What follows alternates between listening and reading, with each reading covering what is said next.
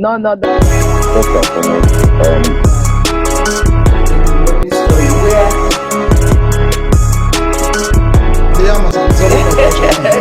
You're welcome. We'll be checking some learned friends of ours that Amen. The public secretary of the PDP River.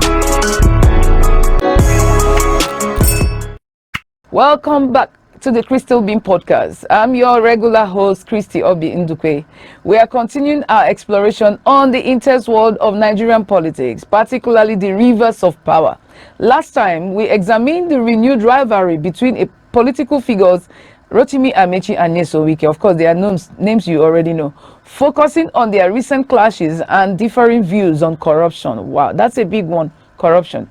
But the story doesn't stop there. Amaechi's recent criticisms extend beyond his presidential ambitions and his views on corruption. He has also criticized the current administration's handling of the aftermath of the fuel subsidy removal. Wow. His comments add another layer to his political battles, especially considering his history with Wike. As we discussed, Amaechi made a bold claim that he could end corruption in a month if elected president. Wike strongly countered this by pointing to Amaechi's track record as governor. But beyond this direct disagreement, Amaechi has spoken out about what he views as the government's poor handling of the economic effects of the subsidy removal. His argument has two main points. First, he believes that the government acted prematurely. In his opinion, the subsidy removal should have been preceded by the establishment of solid social safety nets. He specifically mentioned social housing and job creation programs. He suggested that if the government had used the savings from the subsidy to build hundreds of thousands of affordable homes, that initiative would not only provide shelter, but also create significant employment for both skilled and unskilled workers, like bricklayers, carpenters, plumbers, artisans, and more. Well, Amaechi argues that this would have given everyday Nigerians some relief amidst the rising cost of living following the subsidy removal. Secondly, Amaechi has raised serious concerns about the transparency and effectiveness of how the money saved from the subsidy is currently being used. He claims that instead of benefiting the masses, these large sums are being shared among a few federal officials and the governors. That's a direct allegation against the federal officials, the civil servants, maybe those in the presidency, political appointees, and elected state governors, 36 of them, and maybe including the FCT, which we now consider as the 37th state. Okay, so let's go on. He describes a situation of mismanagement where the intended benefits are not reaching the people who are most affected by the policy change. For him, the lack of visible improvements in the lives of ordinary Nigerians, despite the government's claims of significant savings, is a major issue. Now, think about this in the context of siblings rivalry. Well, we're going to be looking at that, but first, let's talk about what Amaechi is saying. What is he talking about? He is saying that the subsidy removal, which President Bola Ahmed Tinubu had announced on the day of his inauguration as president, has not benefited poor Nigerians, saying that before that attempt was made to remove the subsidy on fuel and all that, he should have probably made some efforts to provide housing, and other job opportunities for the downtrodden, for those at the lower rung of the society, maybe the artisans, carpenters, and bricklayers, and the rest of them. Just call it the masses, the Nigerian masses. But the question is, has anybody ever even really bothered about the masses of Nigeria? That's another question. When Amaechi has been governor, yeah, we saw him do a little bit, I think in the housing sector, but we didn't see enough done for the poor. The housing units that he actually built, all those ones that he engaged, were basically for the rich who could afford to buy those houses. And some are even abandoned till today. The poor were chased away from the Waterside, Bundu Waterside, and the rest of them, and we don't know where they were relocated to. We don't even know where those houses are today. And then we didn't see much coming from that Ministry of Housing, or whatever the name is. But maybe it's a second thought for him. He thinks that on a larger scale, the center should be the one to provide that. Well, that's for the for you guys out there who are also watching and listening to also be the judge. If truly Amaechi is the right person to speak on this matter. Don't forget the fact that yes, he did quite a number of developmental projects in Rivers State when he was governor, but again, how sustainable are those projects even till date? Can you even say that they are legacies, living legacies, or dead legacies? Well, it all depends, because you must find a way to sustain this beyond your tenure. It's not something that the next person that comes in should have a buy-in. It's not something that, you know, they will just wish away and the whole money frittered and wasted just like that, because they are taxpayers' money. Well, whatever it is, this is comment on the issue of subsidy and all that has also sparked off another round of conversation. Well, don't forget that Amaechi has been on that stuff with Wike. You know, Wike was once his friend, ally, brother, and what would I call it? Man Friday. And then also his successor as governor, even though he didn't expect that, he didn't also like that, considering the fact that they are both Ikwere, they come from the same ethnic group and all that, in a state that you have multi-ethnicity. But that's notwithstanding, Wike succeeded and became, and of course their relationship had to break down, you know, and unfortunately it's become so irreparable over time, and everybody is asking, will they be able to do the kind of things we see happen in some other states, Enugu, Akwa Ibom, and the rest of them? But that's a story for another day. Now, both men were significant figures in the same political camp for a long time. Like I said, they were in PDP when Wike became the chairman of Obiakpo local government area in 1998. That was when Wike became chairman, and then by 1999, Amaechi also was elected into the State Assembly under the same PDP, and he rose to become the speaker under during Governor Peter Odili's time as governor. So they were working in the same political party. They were in the same PDP up until 2013 thereabouts, when of course Wike was minister and had to align himself with the president then, you know, Goodluck Jonathan, and then Amaechi at some point when he lost the structure of the PDP in the state. He had to move to align himself with the APC formed by President Tinubu then and late President Muhammadu Buhari and some others, you know. So they know each other's political moves and weaknesses very well. Don't joke with that. Don't play, as they say.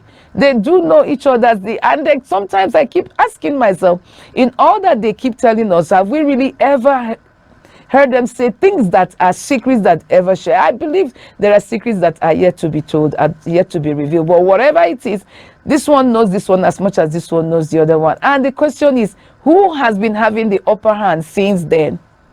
Well, we'll get to find out. So when Amaechi makes these criticisms against the government, criticisms that indirectly reflect on the current political landscape that Wike is now part of as FCT minister, well, it adds another twist to their ongoing feud. I mean, was anybody expecting Wike to keep quiet without responding to Amaechi? It's coming right from his backyard, from a man that he knows and understands. So he has to defend the government that he's serving as FCT minister. So that's it. Well, some persons may say he's not a member of the APC. Of course, don't forget that Amaechi has also abandoned the APC ship and has moved on to the ADC that is still evolving, if you ask me. So the only person who may have what it takes to respond to him from his home is the Minister of FCT. So some persons say, why is it that each time Amaechi speaks or says something, Wike shows up? Except you don't know the story. The rivalry has been there. So it's another twist and it's an ongoing feud. Now, the question is Amaechi truly worried about the welfare of Nigerians? Or is this a strategic political move to set himself apart and challenge a government that we can now support?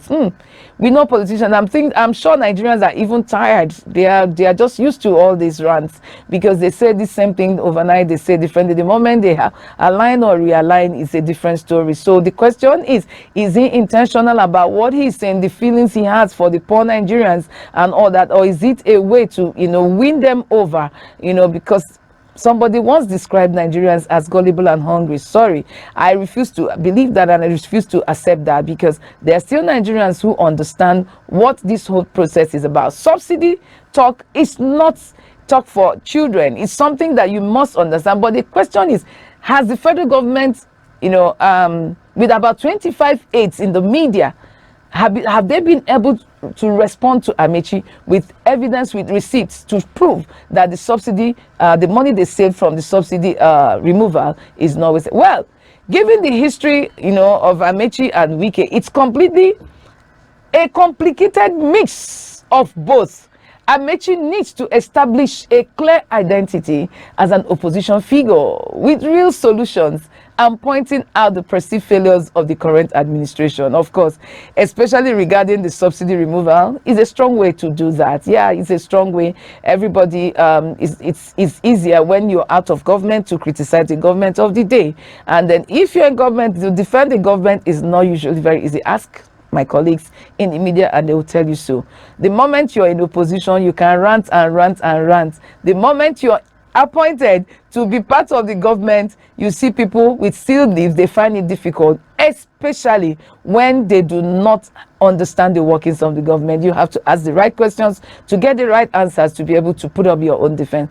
Well, Wike, as an essential member of this administration, is implicitly on the defensive. Of course, it's expected. Who wouldn't do that? When your father's house is about to be pulled down, you would, of course, run to see how much you can save and all that. And I think that's what Wike is also doing. Don't forget that even as Wike is a member or a leader in PDP and Tinubu is running an APC government, they are both friends. And then now he's an aide to the president. So he sure would want to defend President Bola Ahmed Tinubu. Well, while Wike hasn't directly addressed Amaechi's allegations about the subsidy on the same platform as their corruption debate, you can be sure that these comments are being noted and will likely lead to further exchanges later. Maybe Wike is still studying his books, or maybe he has just chosen to leave that one for the aides of the president, and then he wants to face the one he thinks is a stronger issue to him. It is the corruption label that bothers him more than the issue of subsidy. Well, you cannot put up you must choose your fights, and probably he has chosen the one that suits him. Wike's strategy of undermining Amaechi's character and past actions, of course, to ensure that he weakens any credibility Amaechi tries to build as a leader presenting solutions for national issues. Well, sometimes it's politics, sometimes it's power play, sometimes it could also be true. The truth of the matter is that the moment you begin to throw stones, at a glass house, don't think that those glasses, when they break or shatter, they won't hit you. They could hit you and all that. So that's exactly what I see here. So whatever Amaechi is trying to do to build, some credibility as a masses leader, masses person, of course, don't expect that Wike will not punch you. And that's exactly what's going on. And then, of course, he's doing that, not just empty-handed, but with some receipts, even though we are still yet to see some of this evidence. And then maybe in due course, they will be showing. Well, the subsidy removal was always going to be a heated issue. And Amaechi is clearly tapping into public sentiments when he questions how the savings are being managed and whether the promised benefits are reaching the average Nigerian. Unfortunately or fortunately, the government has provided detailed explanations of where the funds are going to. They say 1, for debt repayment, 2, for infrastructure projects, increased allocations to states, and investments in areas like education and transportation. some of those things we're going to break it down, to really see whether it's true. But in terms of debt repayment, I'm going to bring it in my next episode, some of the debts that this government has been able to repay, debts that would have choked us. Remember the time they said China was coming to take over our infrastructure and all that because of debts, loans that we collected from them. But you can see that I think President Tinubu also acted swiftly and all that. We are going to get some of those payments made in terms of debt repayment, and then we'll put it out there for the public to see. So if the government says that they are using the funds they save from the removal of subsidy to prepay our debts, well, and if the figures are clear, it's fine, that's okay. But of course the man on the street hardly deals with figures. Now we also have, they said, infrastructure projects. Well, what are the infrastructure projects? Well, they will be quick. Like Umahi will always want to show you the coastal road that is going to run from Calabar to Lagos. Well, that's the first phase of it. So that's one of the infrastructure projects. We also see probably the roads and other sectors, and maybe they have their records, and I'm sure before the campaigns will start, they'll be able to realize some of these things, they are still subject to verification, as they will say. Then they have increased allocation to states. That was very important to me. Because you see, the truth is that I'm aware, I have it on good authority, verified. The governors have been receiving money, extra money, additional money. In fact, no government has been this magnanimous, to governors as much as Tinubu has. These governors have been receiving an upward of about 10 billion each month, in addition to their normal statutory allocation from the federal government. 10 billion each. I think after some time it was reduced to about 7 billion. So you can imagine what 10 billion or 7 billion can do for some states that hardly can even breathe in terms of infrastructure and a bad economy. So if the increased allocations to states down, it means that we also need to hold the governors responsible. Maybe that's the reason why Amaechi accused the governors as also being part of those who are sharing the money from the subsidy saved. Well, I'm surprised that no governor has come out to also speak and also challenge Amaechi on that issue. Well, we are hoping that maybe the governors will one day, maybe their spokesman or whoever is their leader, chairman of the governors forum or whoever will come out to, allay the fears of Nigerians and tell us that, look, the money that they are receiving, they're actually putting them to use. Well, there have been some governors we know who they say have been doing well. I don't want to make it emotional or passionate, but we know that some states are actually really doing well. Let me leave it there because I'm not here to sell any of those governors. And then of course the federal government said they have made investments in areas like education and transportation. Well, those things are still verifiable, but the man that is hungry may not even really bother about those things. But that's what they have been able to respond to Amaechi, and Amaechi has not said or refuted their claims anyway. But surprisingly, for somebody who has been two-time speaker, two-time governor, and even minister for almost 8 years, I'm sure he ought to understand these economics, that have to do with subsidy savings and all that. So whatever it is, well, you give your opponents the room for him to hit you and knock you. You have to also bear the pain of that. Otherwise, I think they are doing what they just ought to do. Well, this renewed back and forth isn't just about personal animosity between Amaechi and Wike. I don't even know whether there's any personal animosity, because it could have been maybe because Amaechi didn't want Wike to succeed him as governor, and all that.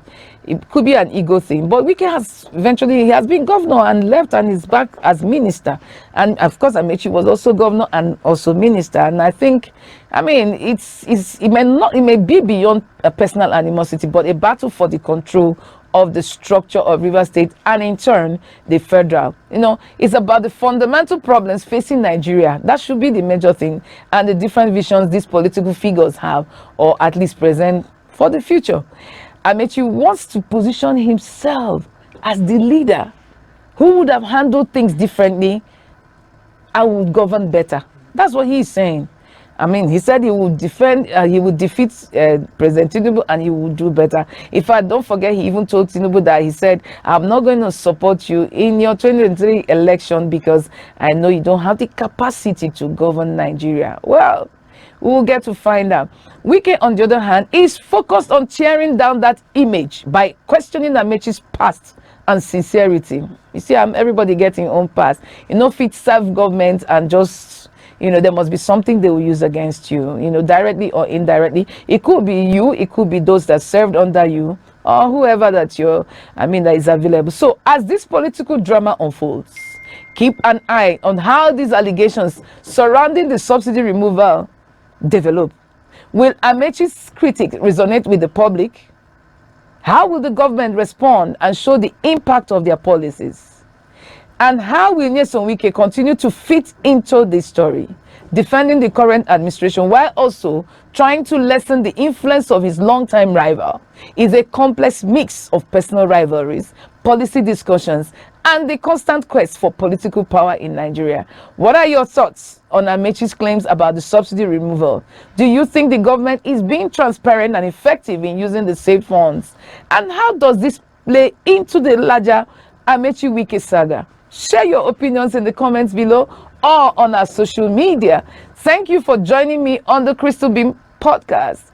Don't forget to subscribe, like, and share, and comment. Until next time, I am Christy Obi Ndukwe, your regular host. God bless you.